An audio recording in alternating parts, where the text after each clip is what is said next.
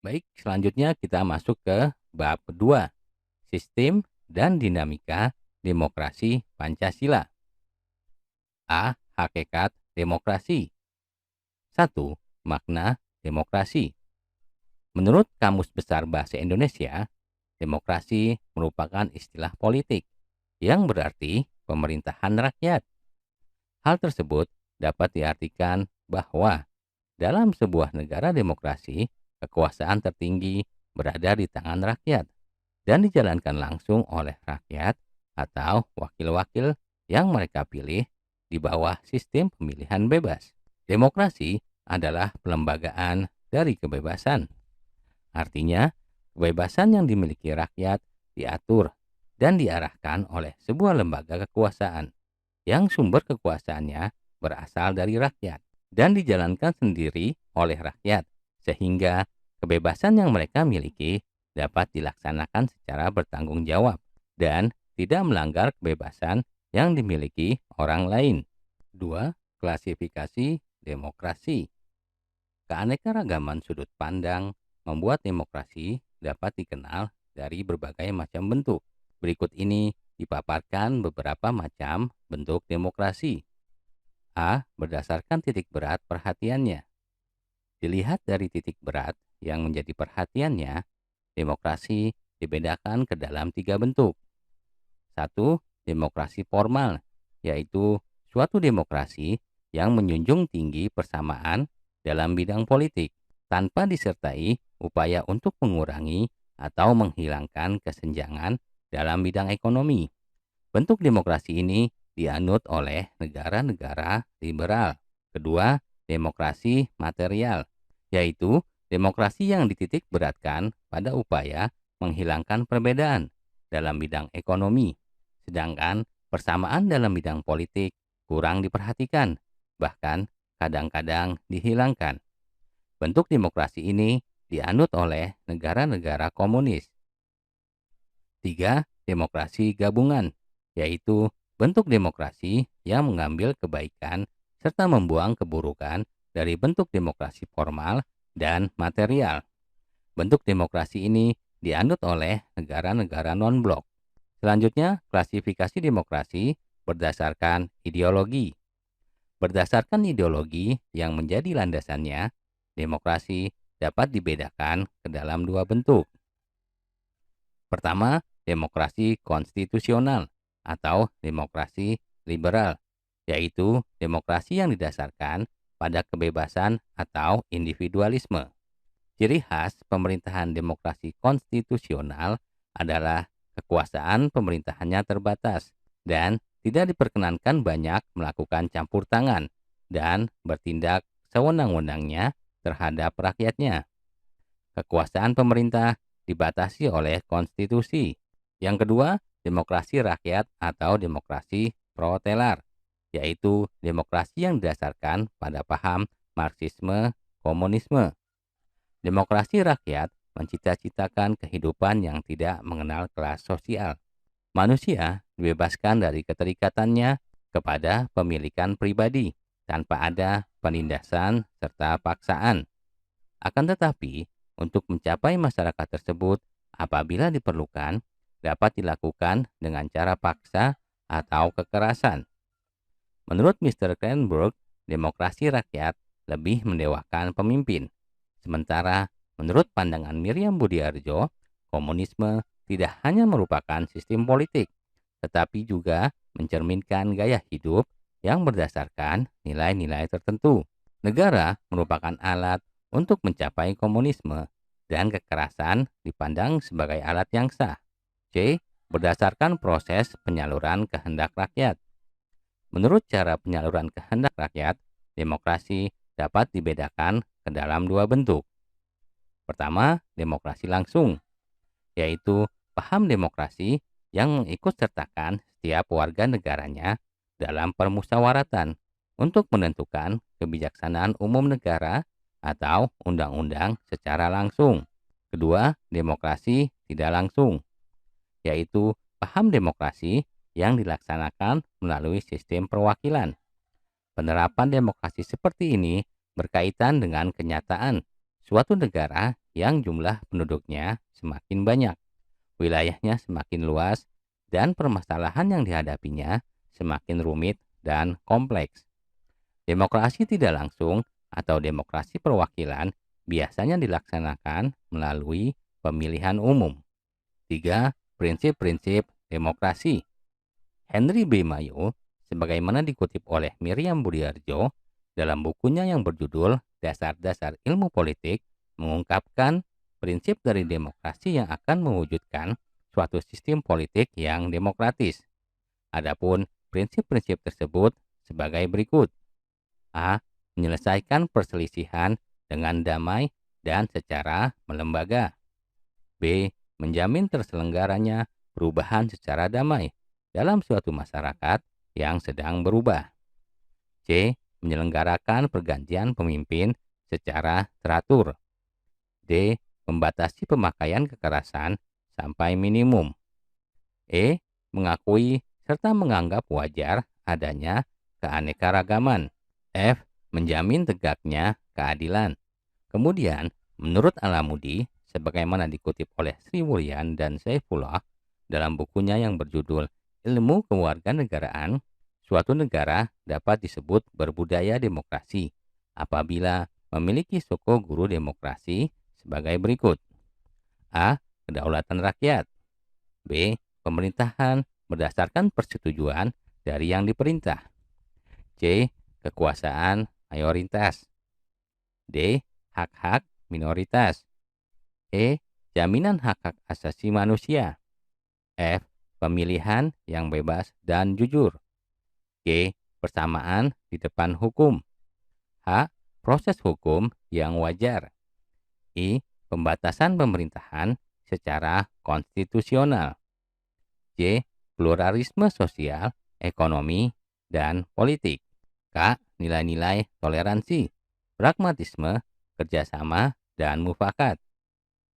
Bagian B. Dinamika penerapan demokrasi Pancasila. 1. Prinsip-prinsip demokrasi di Indonesia. Ahmad Sanusi mengutarakan 10 pilar demokrasi konstitusional Indonesia menurut Pancasila dan Undang-Undang Dasar Negara Republik Indonesia tahun 1945. Pilar yang pertama, demokrasi yang berketuhanan yang Maha Esa. Seluk-beluk sistem serta perilaku dalam menyelenggarakan kenegaraan RI harus taat asas, konsisten, atau sesuai dengan nilai-nilai dan kaidah-kaidah dasar ketuhanan yang Maha Esa. B. Demokrasi dengan kecerdasan.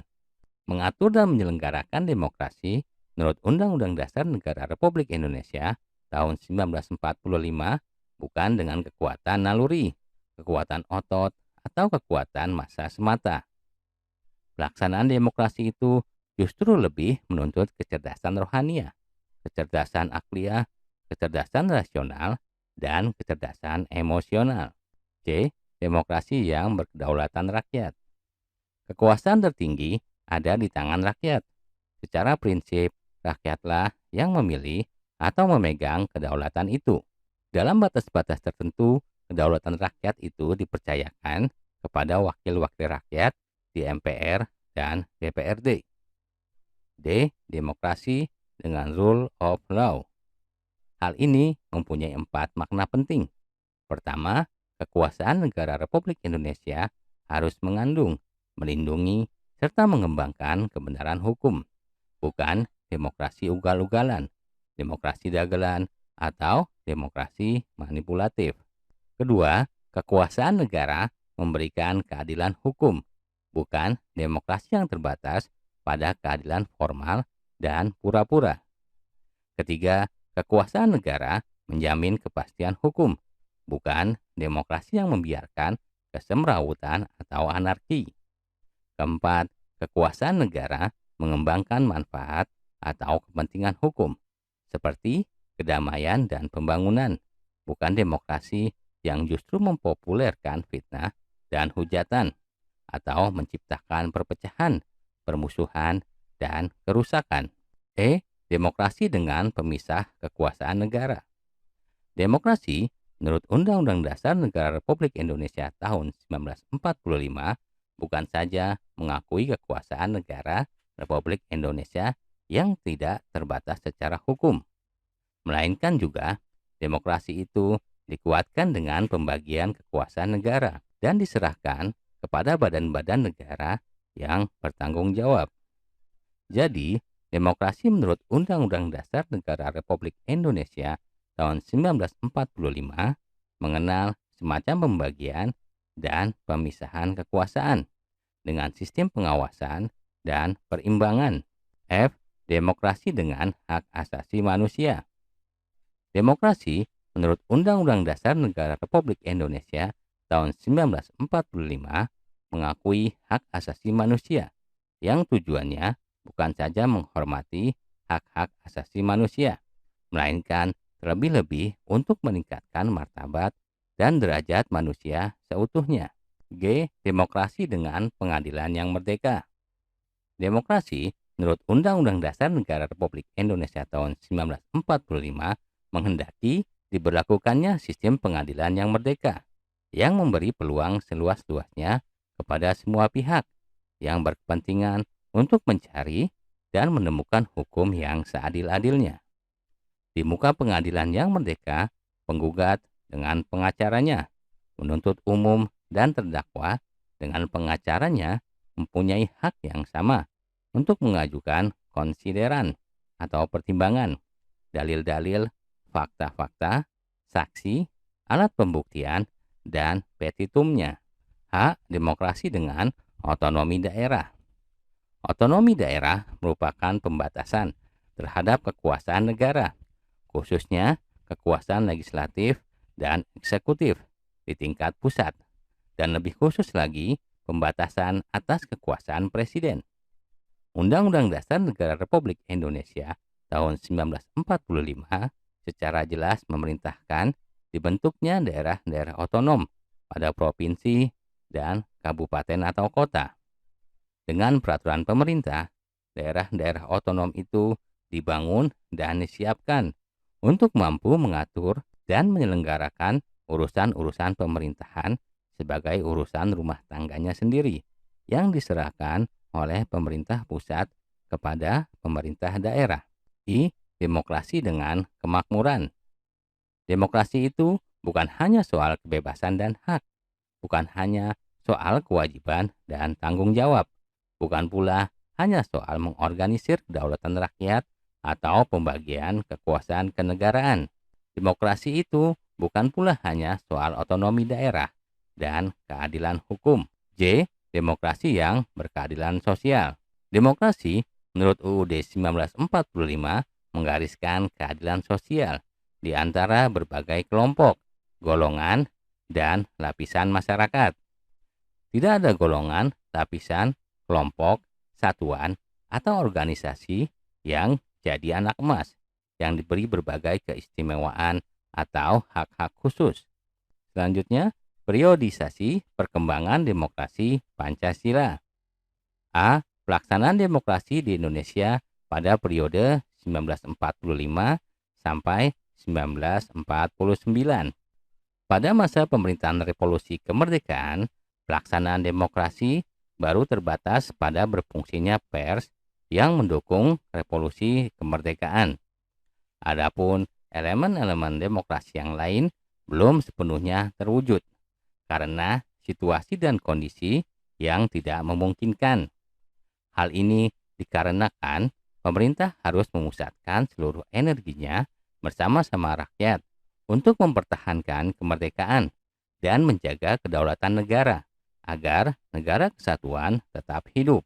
Meskipun tidak banyak catatan sejarah yang menyangkut perkembangan demokrasi pada periode ini, akan tetapi pada periode tersebut telah diletakkan hal-hal mendasar bagi perkembangan demokrasi di Indonesia untuk masa selanjutnya. Pertama, pemberian hak-hak politik secara menyeluruh. Para pembentuk negara sudah sejak semula mempunyai komitmen yang sangat besar terhadap demokrasi, sehingga begitu mereka menyatakan kemerdekaan dari pemerintah kolonial Belanda, semua warga negara yang sudah dianggap dewasa memiliki hak politik yang sama, tanpa ada diskriminasi yang bersumber dari ras, agama, suku, dan kedaerahan. Kedua, presiden yang secara konstitusional memiliki kemungkinan untuk menjadi seorang diktator, dibatasi kekuasaannya ketika Komite Nasional Indonesia Pusat dibentuk untuk menggantikan parlemen. Ketiga, dengan maklumat wakil presiden dimungkinkan terbentuknya sejumlah partai politik yang kemudian menjadi peletak dasar bagi sistem kepartaian di Indonesia untuk masa-masa selanjutnya dalam sejarah kehidupan politik kita. B. Pelaksanaan demokrasi di Indonesia pada periode 1949 sampai 1959. Periode kedua pemerintahan negara Indonesia merdeka berlangsung dalam rentang waktu antara tahun 1949 sampai 1959. Pada periode ini terjadi dua kali pergantian Undang-Undang Dasar. Pertama, pergantian UUD 1945 dengan Konstitusi RIS pada rentang waktu 27 Desember 1949 sampai dengan 17 Agustus 1950. Dalam rentang waktu ini, bentuk negara kita berubah dari kesatuan menjadi serikat. Sistem pemerintahan juga berubah dari presidensil menjadi kuasi parlementer. Kedua, pergantian Konstitusi RIS dengan UUD sementara 1950 pada rentang waktu 17 Agustus 1950 sampai dengan 5 Juli 1959. Pada periode pemerintahan ini, bentuk negara kembali berubah menjadi negara kesatuan dan sistem pemerintahan menganut sistem parlementer. Dengan demikian, dapat disimpulkan bahwa pada periode 1949 sampai dengan 1959, negara kita menganut demokrasi parlementer. Masa demokrasi parlementer merupakan masa yang semua elemen demokrasinya dapat kita temukan perwujudannya dalam kehidupan politik di Indonesia. Ketiga, pelaksanaan demokrasi di Indonesia pada periode 1959 sampai 1965. Era baru demokrasi dan pemerintahan Indonesia mulai dimasuki, yaitu suatu konsep demokrasi yang oleh Presiden Soekarno disebut sebagai demokrasi terpimpin. Maksud konsep terpimpin ini dalam pandangan Presiden Soekarno adalah dipimpin oleh hikmat kebijaksanaan dalam permusyawaratan dan perwakilan. Demokrasi terpimpin merupakan pembalikan total dari proses politik yang berjalan pada masa demokrasi parlementer. D. Pelaksanaan demokrasi di Indonesia pada periode 1965 sampai 1998. Era baru dalam pemerintahan dimulai setelah melalui masa transisi yang singkat antara tahun 1966 sampai 1968 ketika Jenderal Soeharto dipilih menjadi Presiden Republik Indonesia. Era yang kemudian dikenal sebagai Orde Baru dengan konsep demokrasi Pancasila. Visi utama pemerintahan Orde Baru ini adalah untuk melaksanakan Pancasila dan UUD 1945 secara murni dan konsekuen dalam setiap aspek kehidupan masyarakat Indonesia. Dalam perjalanan politik pemerintahan Orde Baru, kekuasaan presiden merupakan pusat dari seluruh proses politik di Indonesia. Lembaga kepresidenan merupakan pengontrol utama lembaga negara lainnya, baik yang bersifat suprastruktur maupun yang bersifat infrastruktur. Selain itu juga, Presiden Soeharto mempunyai sejumlah legalitas yang tidak dimiliki oleh siapapun, seperti pengemban Supersemar, mandataris MPR, Bapak Pembangunan, dan Panglima Tertinggi ABRI. Pelaksanaan demokrasi di Indonesia pada periode 1998 sampai dengan sekarang. Demokrasi yang diterapkan negara kita pada era reformasi ini adalah demokrasi Pancasila. Tentu saja dengan karakteristik yang berbeda dengan Orde Baru dan sedikit mirip dengan demokrasi parlementer tahun 1950 sampai 1959. Kondisi demokrasi Indonesia saat ini dapat diibaratkan sedang menuju ke arah kesempurnaan. Akan tetapi, jalan terjal menuju itu tentu saja selalu menghadang. Tugas kita adalah mengawal demokrasi ini supaya teraplikasikan dalam seluruh aspek kehidupan.